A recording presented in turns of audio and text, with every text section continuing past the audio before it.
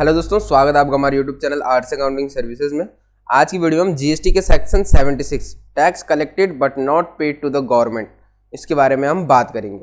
तो सबसे पहले इस सेक्शन के अंदर हम देख लेते हैं। तो पहला पॉइंट है हमारे, you collected tax you must pay to the government. यदि आप टैक्स को कलेक्ट करते हैं, मान लीजिए आप एक रजिस्टर्ड पर्सन है जीएसटी के अंदर और आप किसी कंज्यूमर से टैक्स को कलेक्ट करते हैं, तो वह जो टैक्स आपने कलेक्ट किया है वह आपको गवर्नमेंट को पे करना होता है। इफ अ पर्सन, यदि कोई व्यक्ति charges collect GST from a customer and does not deposit it to the government, यदि कोई रजिस्टर्ड पर्सन क्या करता है, किसी कस्टमर से जीएसटी कंज्यूम करता है, कलेक्ट करता है और वह उसको गवर्नमेंट को डिपॉजिट नहीं करता है, तो उसके बाद then the amount must be paid to the government immediately. तो इस तरीके की अमाउंट जो भी होती है, जो आप टैक्स कलेक्ट करते हैं कंज्यूमर से, वह आपको गवर्नमेंट को इमीडिएटली पे करनी होती है। Even if the supply was exempt और टैक्सेबल, चाहे वो जो आपने सप्लाई की है वह एग्जेम्प्ट हो या फिर टैक्सेबल हो। तो इसका यह मतलब भी होता है कि मान लीजिए कि कोई आइटम एग्जेम्प्ट है और आप उस पर टैक्स कलेक्ट करते हैं किसी कंज्यूमर से, तो आपने जो वह टैक्स गलती से कलेक्ट किया है किसी कंज्यूमर से, वह भी आपको गवर्नमेंट को पे करना होता है। तो इसका एग्जाम्पल है यहाँ पे, यू चार्ज 1000 रुपये GST by mistake on exempt service. तो देखिए यहाँ पे कहा गया है आप 1000 रुपीज जीएसटी कलेक्ट कर लेते हैं गलती से, ठीक है। तो उसके बाद क्या होता है, इवन थो जीएसटी वाज नॉट रिक्वायर्ड, चाहे कि जीएसटी रिक्वायर्ड नहीं थी, आप विदाउट 1000 रुपीज जीएसटी के भी वह सामान बेच सकते थे, लेकिन आपने उसमें 1000 रुपये जीएसटी कलेक्ट किए, यू स्टिल मस्ट डिपॉजिट 1000 रुपये टू द गवर्नमेंट। अब आपने जो 1000 रुपये यह गलती से टैक्स के रूप में कलेक्ट किए हैं वह आपको गवर्नमेंट को पे करने होंगे। इन शॉर्ट, आप जो भी अमाउंट टैक्स के नाम पे किसी कंज्यूमर से कलेक्ट करते हैं तो उसकी लायबिलिटी आपके ऊपर आ जाती है कि आप उसको गवर्नमेंट को पे करें। देन सेकंड है हमारा, department can issue a notice. तो डिपार्टमेंट एक नोटिस भी इशू कर सकता है if the tax collected is not paid. यदि आपने टैक्स को कलेक्ट किया है और आपने उसे पे नहीं किया, यानी कि कलेक्टेड टैक्स को लेके भी डिपार्टमेंट एक नोटिस जारी कर सकता है। The GST officer can send a show code notice. जो जीएसटी ऑफिसर्स होते हैं वह आपको इसके रिगार्डिंग एक शो कोड नोटिस भी दे सकते हैं और उसमें वह यह पूछ सकते हैं कि why the amount should not B recover, यह जो हमारी टैक्स की अमाउंट है यह रिकवर क्यों नहीं हो रही है। Why penalty equal to the tax amount should not be impose, जो ये पेनल्टी है यह टैक्स अमाउंट के इक्वल इम्पोज्ड क्यों नहीं हो रही है। इस तरीके की क्वेश्चंस वह आपसे शो कोड नोटिस के अंतर्गत पूछ सकते हैं। देन थर्ड है हमारा, officers will decide the final amount. तो मान लीजिए कि जीएसटी डिपार्टमेंट यह चीज़ नोटिस करता है कि आपने टैक्स को कलेक्ट किया है कंज्यूमर से, लेकिन आप गवर्नमेंट को उसे पे नहीं कर रहे हैं, तो उसके बाद गवर्नमेंट डिसाइड करती है फाइनल अमाउंट। आप तो टैक्स पे करेंगे और साथ ही साथ उसके साथ अगर यदि आपको कोई एक्स्ट्रा अमाउंट पे करना होता है तो वह ऑफिसर डिसाइड करते हैं। You get a chance to explain your side. आपके ऊपर फाइनल अमाउंट डालने से पहले आपको एक मौका दिया जाता है कि आप अपनी साइड से भी एक्सप्लेन कर सकते हैं अपनी सफाई में आप क्या कहना चाहते हैं या किन गलतियों की वजह से यह टैक्स गवर्नमेंट तक नहीं पहुंच पाया। आफ्टर कंसिडरिंग योर रिप्लाई, आपके रिप्लाई को सुनने के बाद the officer will decide the amount payable. तो आपकी पूरी साइड सुनने के बाद, आपकी पूरी बात सुनने के बाद ऑफिसर्स फाइनल अमाउंट को डिसाइड करते हैं, यानी कि आपको एक्सप्लेन करने का पूरा चांस दिया जाता है। यू मस्ट पे दैट डिसाइड अमाउंट, और यह जो अमाउंट लास्ट में डिसाइड होती है जीएसटी ऑफिसर्स के द्वारा, आपको इसके साथ स्वीकार करना होता है। यानी कि एट लास्ट जो जीएसटी ऑफिसर्स आपकी अमाउंट फाइनलाइज करते हैं, आपको वही अमाउंट पे करनी होती है। उस अमाउंट में कोई भी नेगोशिएट नहीं किया जा सकता है बाद में। देन फोर्थ है हमारा, इंटरेस्ट इज आल्सो पेएबल। तो इसमें इंटरेस्ट भी पेएबल होता है अपार्ट फ्रॉम द टैक्स। तो टैक्स को हटा के इंटरेस्ट इज पेएबल, तो इसमें इंटरेस्ट पे करना होता है। Interest is calculated from the day you collect the tax till the date you pay it to the government. और इसमें इंटरेस्ट किस हिसाब से कैलकुलेट होता है, मान लीजिए आपने 7 जनवरी के दिन किसी से टैक्स कलेक्ट किया है 1000 रुपीज़, ठीक है, और आप जब गवर्नमेंट को सबमिट करने जाते हैं वह होती है 21 जनवरी, यानी कि जो 14 डेज का गैप आया है तो इन 14 डेज पे आपको इंटरेस्ट देना होता है गवर्नमेंट को।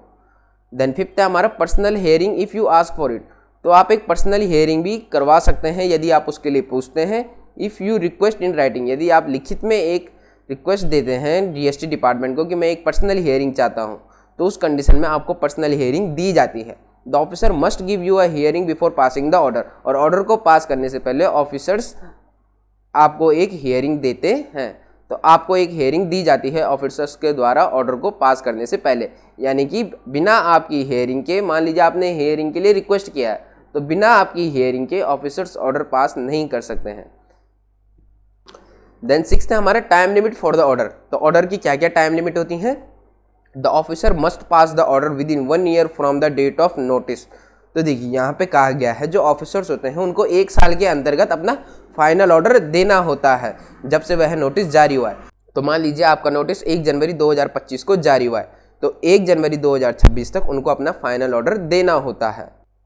देन सेकेंड है हमारा if court tribunal stage the case the stay period is excluded. तो मान लीजिए आपका यही केस कोर्ट में जाता है, तो कोर्ट मान लीजिए जिस टाइम तक कोर्ट स्टे करती है, यानी कि मान लीजिए आपकी एक हियरिंग लगी है 14 दिन तक लगातार और उसके बाद 7 दिन का गैप आ जाता है आपकी कोर्ट के हियरिंग में, तो उस कंडीशन में वह 7 दिन का जो गैप है वह आपका कैलकुलेट नहीं होता है for the period of 1 year. Then 7th है हमारा ऑर्डर मस्ट एक्सप्लेन रीजन। तो मान लीजिए जब जीएसटी ऑफिसर्स आपका फाइनल ऑर्डर पास करते हैं तो उस ऑर्डर में क्लियरली मेंशन होना चाहिए कि फैक्ट ऑफ द केस, जो आपके केस से रिलेटेड तथ्य हैं वह सारे मेंशन होने चाहिए। लीगल रीजन, क्या क्या लीगल रीजंस हैं, किन लीगल रीजंस को लेके क्या डिसीजन लिया गया है वह सब एक्सप्लेन होना चाहिए। Basis of the decision non attributed orders, और यह जो फाइनल ऑर्डर होता है ये डिसीजन के ऊपर बेस्ड होता है, इसमें कोई भी आपका पर्सनल ऑर्डर नहीं आता है। देन 8th है हमारा adjustment against actual tax liability. तो किस तरीके की एडजस्टमेंट होती है एक्चुअल टैक्स लायबिलिटी को लेके वह भी यहाँ पे बताया गया है 8th पॉइंट में। If later it turns out GST was actually payable on date supply, यदि बाद में यह पाया जाता है कि जीएसटी एक्चुअली पे होनी चाहिए थी उस सप्लाई में, then the amount already pay under the section will be adjust against your actual tax liability. और जो अमाउंट आप पहले से पे कर चुके हैं उसी सेक्शन के अंतर्गत उस अमाउंट को आपकी एक्चुअल टैक्स लायबिलिटी के साथ एडजस्ट कर दिया जाता है।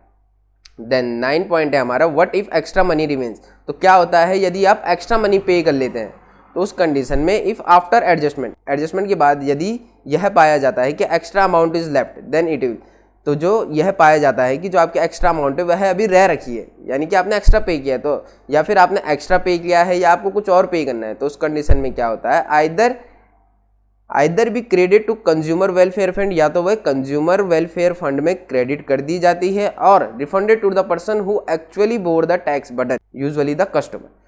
रिफंडेड टू द पर्सन, या फिर वह उस व्यक्ति को रिफंड कर दी जाती है वापस से जो कि उस टैक्स बर्डन को झेल रहा था।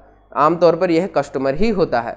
कस्टमर कैन क्लेम रिफंड, तो कस्टमर जो है हमारा वह रिफंड को क्लेम कर सकता है। The person who finally paid the tax, जिस व्यक्ति ने टैक्स को पे किया है, जो हमारा कस्टमर होता है उसने यदि टैक्स को पे किया है, can apply for refund under section 54, वह रिफंड के लिए अप्लाई कर सकता है सेक्शन 54 के अंतर्गत। तो साधारण भाषा में इसका यह मतलब निकल के आता है कि GST collected is not your money, जो आपने जीएसटी कलेक्ट की है कंज्यूमर से या कस्टमर से वह आपका पैसा नहीं होता है, जो ये टैक्स का पैसा होता है यह सरकार का होता है। यदि आप एक बार इसको कलेक्ट कर लेते हैं you are only a trustee, आप केवल एक मीडियम रह जाते हैं बीच के, आप केवल एक जरिया रहते हैं जो कस्टमर से गवर्नमेंट तक टैक्स को पहुंचाने का काम करता है।